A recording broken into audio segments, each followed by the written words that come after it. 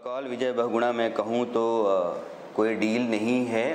Deal है, deal ये है जो आपने कही कि उनको हम राज्य मंत्री का दर्जा नहीं, डील ये तो मैं उससे मांगा नहीं है। डील है कि उसके क्षेत्र का विकास करके भूमिधरी दूंगा, वहाँ का जो अस्पताल उसको अपग्रेड करूंगा, सितार में डिग्री कॉलेज दूंगा, बाढ़ नियंत्रण के लिए मैं जितना पैसा लगे खर्च करूंगा, ये डील है उसके साथ और मैं उसको निभाऊंगा। किशोर राय के उस दस्तावेज में, उस सीडी में कोई दम नहीं है आपके मुताबिक, ये एक झूठा कोरा प्रचार। देखिए, बीजेपी का नाटक है, षड्यंत्र है जो रचा है।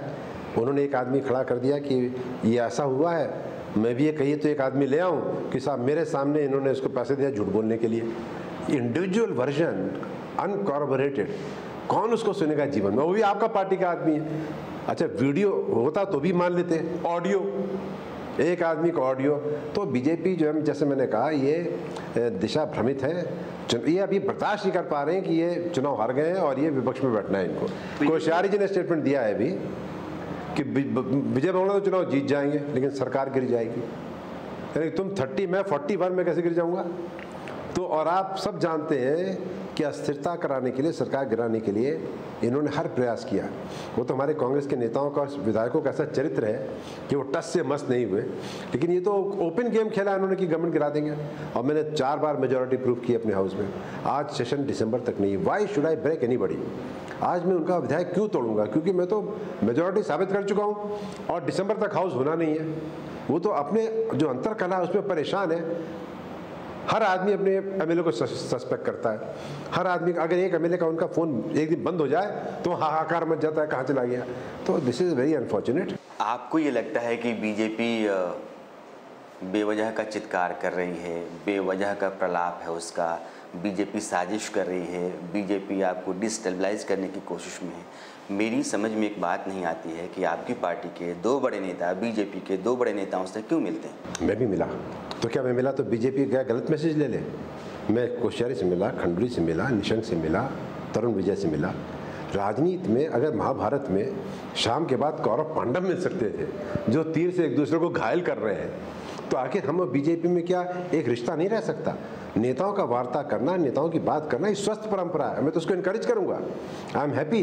मैं तरुण विजय से मिलता, जब ये हाइड्रो पावर प्रोजेक्ट्स पे बात हो रही थी, मैं कोश्यारी के घर गया, मीटिंग में बुलाया, तरुण विजय को बुलाया, निशंक से बात की। तो डायलॉग रहना चाहिए, लेकिन अगर आप उस डायलॉग के आप बाहर गलत मैसेज देने लगे कि ये मुझसे इसलिए मिले कि मेरे पास आ जाएंगे, तो दैट इज नॉट फेयर। आप मुख्यमंत्री हैं और आपके राज्य के दायरे में अगर मेल मिलाप चलता है तो क्या आपको जानकारी है कि उसके बारे में? सब जानकारी है और सारे नेता मुझसे मिलते हैं, सारे टच में रहते हैं।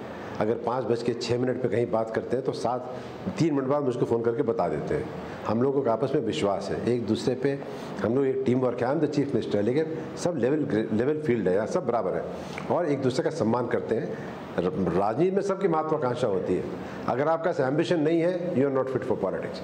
लेकिन एक पार्टी का थोड़ा सा डिसिप्लिन होता है, एक पेशेंस होती है, परसिवरेंस होती है। तो सियासत में लगे रहो, निष्ठा से रहो, एक दिन सबका दिन आएगा। ये लगे रहो का फलसफा तो हरीश रावत जी भी कहते हैं, हरक सिंह जी भी को लगे। क्यों नहीं आज मिनिस्टर हैं हरीश रावत जी, सेंट्रल कैबिनेट में मिनिस्टर बन सकते हैं, कभी भी कोई भी गुंजाइश पैदा हो जाती है। ये तो चर्चिल कहता था, विंस्टन चर्चिल, कि पेशेंस एंड परसिवरेंस अगर है तो पॉलिटिक्स में आगे आ जाओगे, आगे आ जाएंगे आप। हरक सिंह रावत का एक बयान था दिल्ली में, मैं इसलिए कह रहा हूँ कि क्या उसका कोई संदर्भ बनता है कि आपके चुनाव के बाद उनका जो विभाग है वो कुछ और बढ़ाया जाएगा? देखिए, मंत्रिमंडल की शफलिंग नॉर्मल चीज़ है। कई हमारे सीनियर मिनिस्टर्स हैं, बहुत वरिष्ठ मिनिस्टर्स हैं, हरक सिंह जी उसमें से एक है। अगर कोई मंत्री को लगता है कि उसको और जिम्मेदारी मिलनी चाहिए तो ऐसे एक मुख्यमंत्री के रूप में मुझे क्या आपत्ति है। लेकिन जैसा आप जानते हैं, हमारी एक राष्ट्रीय पार्टी है, कुछ भी करने से पहले मैं केंद्रीय नेतृत्व से राय करता हूँ और उनसे मशवरा करता हूँ।